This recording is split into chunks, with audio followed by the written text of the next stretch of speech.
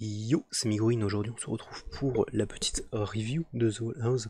Je sais pas pourquoi j'ai fait l'intro normale en fait, alors que du coup je suis censé faire un, je suis censé faire un disclaimer en fait, c'est pour le début de la vidéo. Non, du coup on se retrouve pour un tout petit disclaimer avant de commencer. Réellement cette vidéo, je vous mets un timecode, oui ma main, ici, ok, un timecode par, hop, juste là, disons, pour commencer la vraie review. Mais je voulais quand même faire un petit disclaimer parce que du coup j'ai deux trois trucs à dire par rapport à ce qui se passe sur la chaîne en ce moment. C'est très étrange. En gros, j'avais fait un tweet il y a pas longtemps, j'étais en mode hey, regardez lol MDR, j'ai 99 abonnés. Du coup j'avais fait ça parce que je trouvais ça rigolo parce que bah, du coup c'était à 1 de 100 abonnés donc voilà. Et là du coup maintenant on est à 198 il me semble, 199 un truc par là. Et c'est un peu abusé en fait, du coup j'ai pris blindé d'abonnés dans la tronche en une semaine, slash une semaine, 2 semaines. Bah, du coup merci beaucoup hein, d'être là, ça fait plaisir, mais ce que je veux dire par là c'est que ça doit être par rapport en fait à la vidéo. Je regarde le retour, non je dois regarder là mais c'est plus facile pour moi, désolé. Ça doit être par rapport en fait du coup à la fameuse vidéo comment de Mario, la Super Mario Bros Z, qui est une vidéo qui est un doublage français du coup que j'avais fait sur cette fameuse vidéo. Et du coup, euh, j'avais fait un vieux doublage français machin, et grossièrement, apparemment ça avait bien marché. Bon, il y a blindé de vues, genre 20 000 vues je crois peut-être, je sais plus combien il y a de vues, mais bref, peut-être 20 000 disons, et 240 likes, un truc, genre, je sais plus, ça a peut-être augmenté depuis le temps que j'ai regardé, mais bref. Donc du coup, je fais l'annonce ici, enfin je crois que j'en avais déjà parlé dans une autre vidéo, bref, c'est pas impossible. En fin de vidéo, ouais, je crois que j'en avais parlé en fin de vidéo dernière, mais du coup, je vais quand même en reparler. Euh, Ça arrive, l'épisode 2 arrive, voilà, j'essaye de faire ça à peu près correctement. J'ai des gens sur Discord qui me prêtent leur aide, ce qui est très sympa. Et du coup, voilà, ça devrait arriver. Alors là, du coup, cette semaine, on a l'épisode de The Owl House et la fin de Amphibia. Donc ça sera pas, je le dis, ça sera pas la semaine prochaine, ça sera la semaine d'après. Je pense que l'épisode arrive, 100%. Donc dans 2 semaines, parce que du coup, la semaine juste après, on fera quand même une vidéo sur Amphibia, donc pour parler de la saison 3 en général en fait. Et après, du coup, on aura fini sur les reviews d'Amphibia. Alors du coup, la vidéo, elle arrivera probablement, cette vidéo sur Amphibia arrivera un truc genre mercredi ou quoi, de la semaine d'après. Mais voilà, du coup, merci beaucoup. Et je vous remercie beaucoup, vraiment, c'est très, très sympa de vous abonner quand même. Même si c'est pour une vidéo qui n'arrive que dans 2 semaines. Et on espère qu'il sera vraiment très très bien. Du coup, moi j'espère en tout cas que j'aurai bien géré là-dessus. En termes de traduction, ça va, c'est en termes de voix où là c'est vraiment compliqué. En tout cas, du coup, j'ai du meilleur matos maintenant, donc ça devrait aller. Voilà, je vous laisse avec la review. Bisous. Et yo, c'est Migroine. Aujourd'hui on se retrouve pour du coup la petite review. D'ailleurs, je sais même pas pourquoi je refais l'intro parce que je l'ai fait tout à l'heure. De The Owl House épisode 18-19. 19, il me semble que c'est épisode 19, je crois. Ou alors c'est épisode 20, déjà peut-être. Non, ça doit être l'épisode 19. Qui était O Titan Where Art 2. Et du coup, d'ailleurs, dans ma liste des épisodes, ça me perd un peu. Hop, je réalise parce que du coup, je vais le noter en fait, j'ai oublié de le faire. Hop, ça rajoute un O dans la liste des épisodes. Ce qui est un peu étrange, parce que pour le coup, là, on avait Seek the Key, mais putain de mes notes, et Fear the L pour l'instant, et du coup là ça fait Fear the L-O. Est-ce que c'est Fear the Love? Peut-être. En tout cas, ça serait pas étonnant à vrai dire, mais pour l'instant on ne sait pas. Je vais partir du principe que c'est Fear the Love. Fear the Love. Et ça pourrait être en 3 lettres. Enfin bref. Donc c'était un épisode très très bien pour le coup, un épisode qui a débuté sur une petite séquence un peu zarbe dans un rêve en fait de King, qui est en train de rêver, alors, parce que du coup en fait l'épisode prend directement. Est-ce que c'est directement après la fin de Edge of the World? Il me semble que c'était ça. Et qui prend du coup à la fin de l'épisode avec King là justement, mais là du coup il a dormi un peu sur le voyage, allez savoir. Et en même temps, du coup, juste après, forcément l'épisode de juste avant, mais du coup, en termes de chronologie, c'est un peu bizarre en fait, parce que du coup, c'est genre, il y a un bail en mode, c'est genre, est-ce que c'est la même journée ou pas, je ne sais pas, enfin bref. Et du coup, il y a cette séquence un peu étrange dans laquelle on voit le collecteur. Ce qui fait sens du coup parce qu'en fait le titan et le collecteur sont un peu liés d'une certaine manière. Et donc du coup vu qu'on a appris que King est un titan, voilà ça colle. Et on entend surtout en fait que le collecteur... Ah oui du coup il y avait ça. Le collecteur on l'entend dire oui je serai plus jamais seul. Ce genre de truc, enfin bref. Il est solo, il a le seum. Et alors, le collecteur c'est genre un enfant, basiquement, genre lui tout ce qu'il veut c'est s'amuser, enfin bref. Et il y avait, ah oui, il y avait ça justement, c'est que en fait du coup, dans cette espèce de séquence, dans cette espèce de monde un peu étrange, on voyait l'espèce de cubes, les fameux cubes en fait qui permettaient à Luz dans l'épisode 10 d'aller voir en fait des personnes, enfin je sais pas comment ça fonctionne, mais bref, cette espèce de cubes qui n'ont pas de nom. Et du coup voilà, c'était un peu étrange qu'il y avait ça, mais bref. Ensuite, du coup, là il y a une espèce de petite séquence où en fait, du coup, ils se rendent compte qu'ils sont recherchés avec. Enfin, que, vous voyez, du coup, tous les habitants de The Hollow sont recherchés. Et donc, du coup, après, il y avait. Il me semble que c'est Lilith, justement, qui avait mis un espèce de petit. Une petite feuille comme ça d'information en mode et on est parti se cacher sur le genou du titan, donc venez, wesh. Et du coup, ils sont venus. Ils y sont allés, et donc là du coup alors, il y a toute une séquence où du coup il y a Luz qui raconte ce qui s'est passé avec King, ce qui s'est passé là où ils sont allés, le fait que King c'est un titan aussi également, ce qui fait que du coup Lilith abuse un peu, j'ai noté c'est qu'elle est là en mode oh là oui enfin du coup en fait elle met King en fait sur un piédestal en mode c'est un dieu quoi, alors que bon, pas spécialement au final. Et, et du coup c'était un peu j'allais dire c'était un peu gênant, non mais c'était un peu dommage du coup qu'elle agisse comme ça alors que elle avait pas vraiment de raison de le faire, mais bon voilà l'histoire. Et donc du coup là il y avait une petite séquence qui était cool.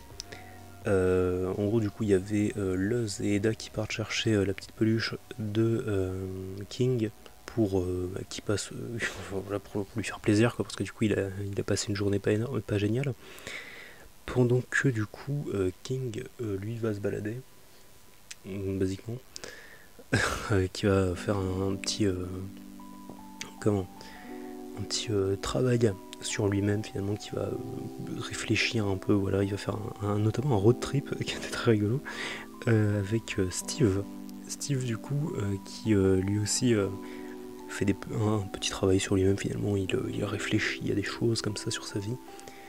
Et c'était rigolo de revoir Steve, notamment avec une moto justement, et comment bah juste une veste en cuir en fait, le mec se la pète un peu quand même. Mais Steve, ouais, c'était cool de le revoir. Depuis, ça fait combien d'épisodes qu'on n'a pas vu Steve? Ça fait 2 ou 3 peut-être. Ouais, ça fait plaisir. Et voilà l'histoire. Là-dessus, c'était cool. Qu'est-ce qui se passait d'autre? Oui, alors du coup, pendant que Luz et Eda sont en train de récupérer leurs affaires, dans cette espèce de base en fait du Coven de l'Empereur, alors c'était quoi? C'était, il y avait Eda justement qui voit donc une capitaine là, random en train de parler avec Rain par hasard évidemment par cette espèce de petite boule là, les boules en cristal,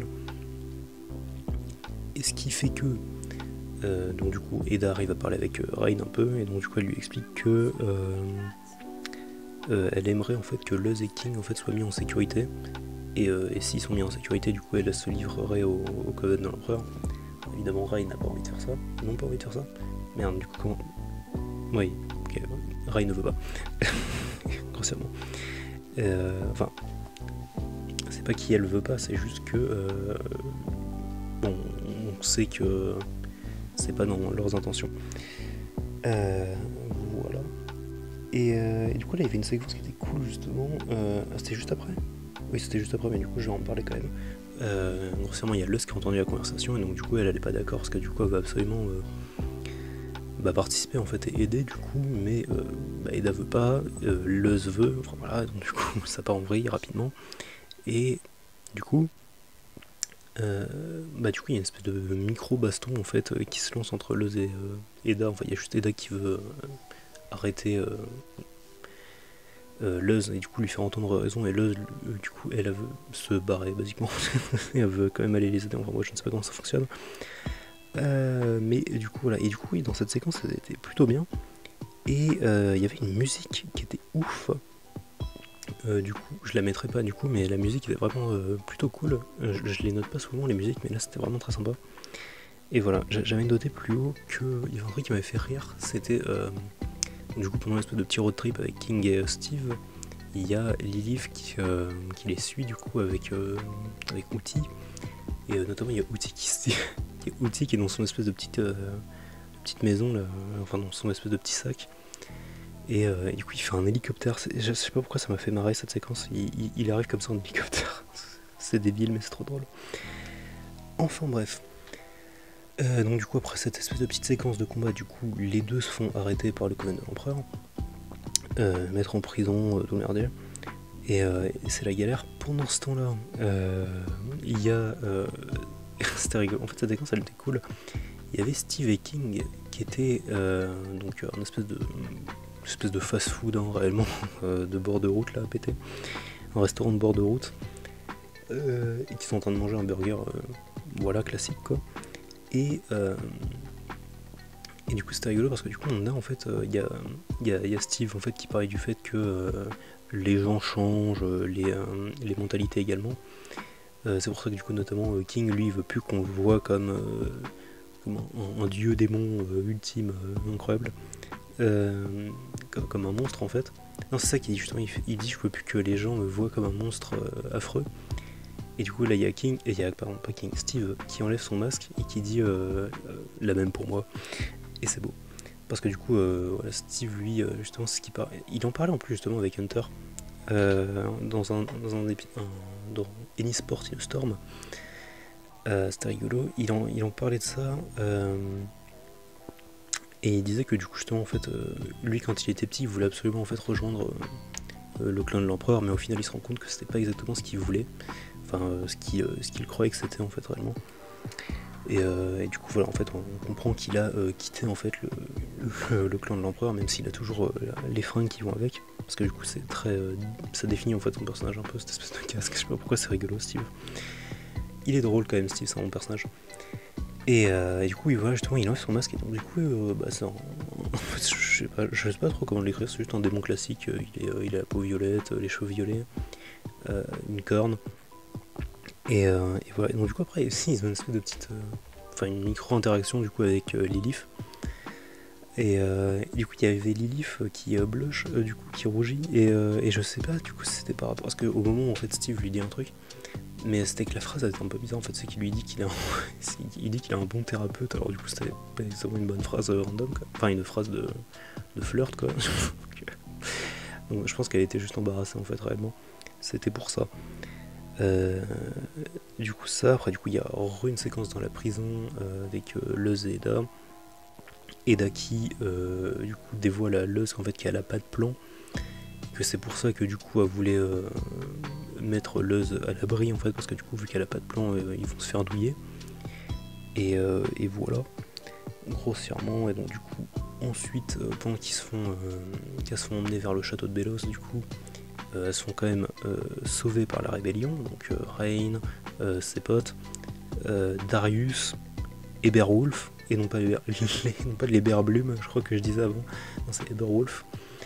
Et c'est ce que c'était tout. Non, il y avait Steve, du coup, Lilith et King, et Outi. Et l'épisode grossièrement se termine là-dessus, du coup, avec la présentation de la rébellion, donc les cats, les chats. Et d'ailleurs, le nom complet, c'est le Coven Against the Emperor. The Emperor.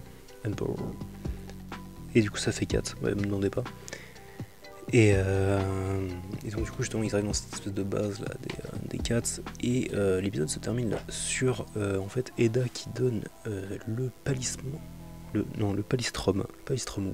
le bois de palistrum, à Luz pour qu'elle se fasse son palissement, ce qui va être stylé. Du coup il y avait pas mal de théories sur quel animal va être son palissement, donc est-ce que ça sera est-ce que ça sera un chat, est-ce que ça sera une chauve-souris, est-ce que ça sera une loutre, Ça peut être beaucoup de choses, mais on verra bien. Et donc du coup l'épisode se termine là-dessus, c'était un très très bon épisode pour le coup.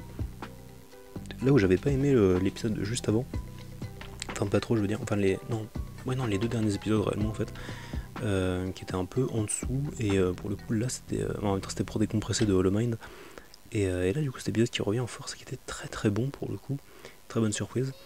Voilà, j'ai plus rien à dire sur cet épisode, c'était très cool.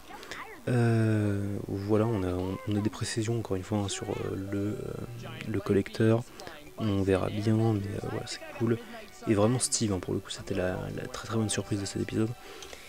Et du coup, on verra comment ça se passe la semaine prochaine, samedi prochain.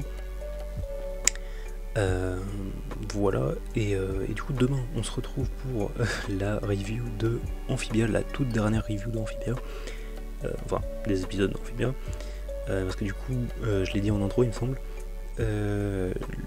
mercredi, enfin ce mercredi ou ce jeudi, voilà, dans cette zone-là, quoi, j'aurais fait normalement une review de la saison 3 complète, et en fait, la saison 3, mais en même temps de la saison, enfin, pardon, pas de la saison, de la série complète.